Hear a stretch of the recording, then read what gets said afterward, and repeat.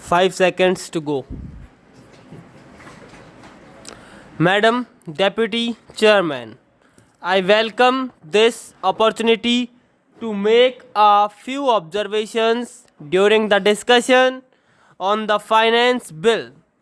At this stage, therefore, it is better to use this opportunity to make a survey of the economic situation and find out what the present condition of the people is, whether they are satisfied, and if they are not satisfied, what the reasons are. I feel this responsibility is greater today when the American aid is likely to be reduced, and therefore we have got to stand more on our own legs. When the plan was set forth, there were three sources from which we hoped to get finance for the plan, namely our own resources from the revenues, loans within the country through savings, and thirdly, foreign help. The latter we need not discuss here. If we study the accomplishments of the plan and the resources that it has been possible to raise, we cannot deny that our expectations have not been fulfilled, and we have therefore to find out the reasons which have led to that situation. Here, incidentally, I would like to touch in a sentences or two the entire theme of the speech of Mr. Bhupesh Gupta.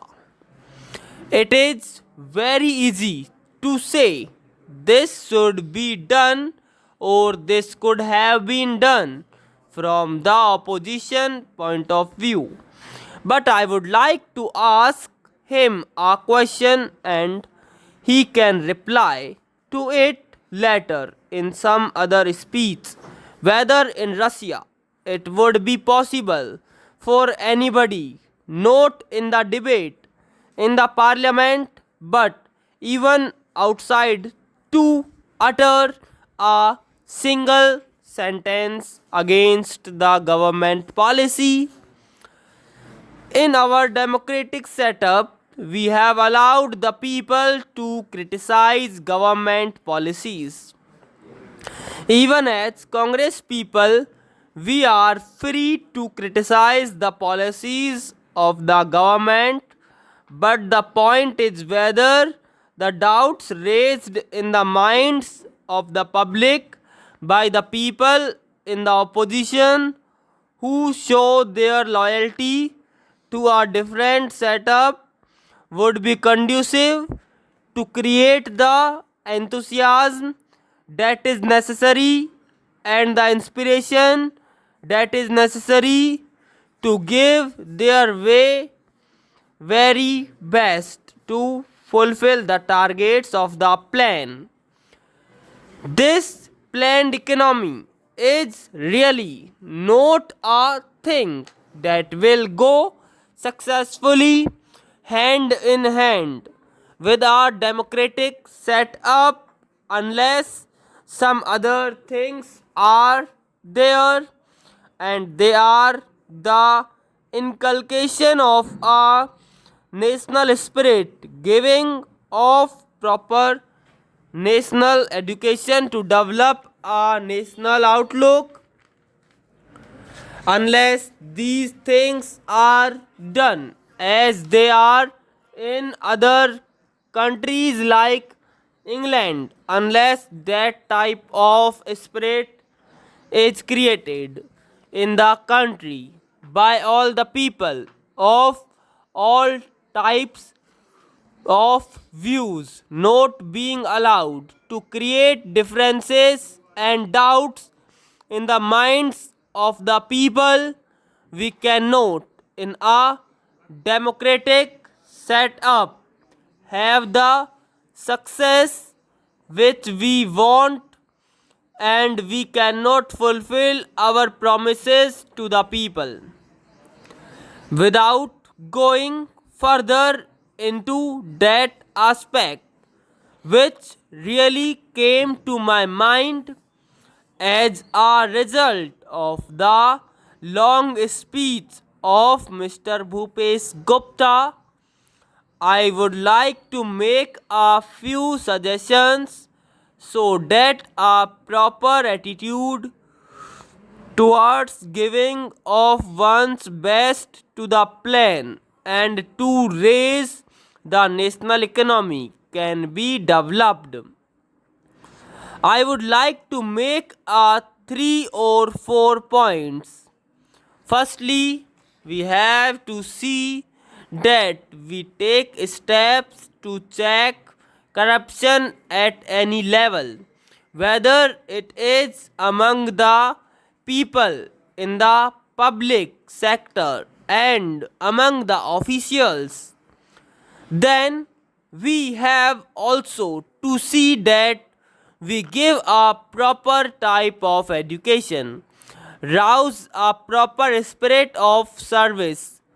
We must also check the trends for inflation and also lay stress on austerity so that the people will feel that there is something at stake. I would not like to take much time of the house.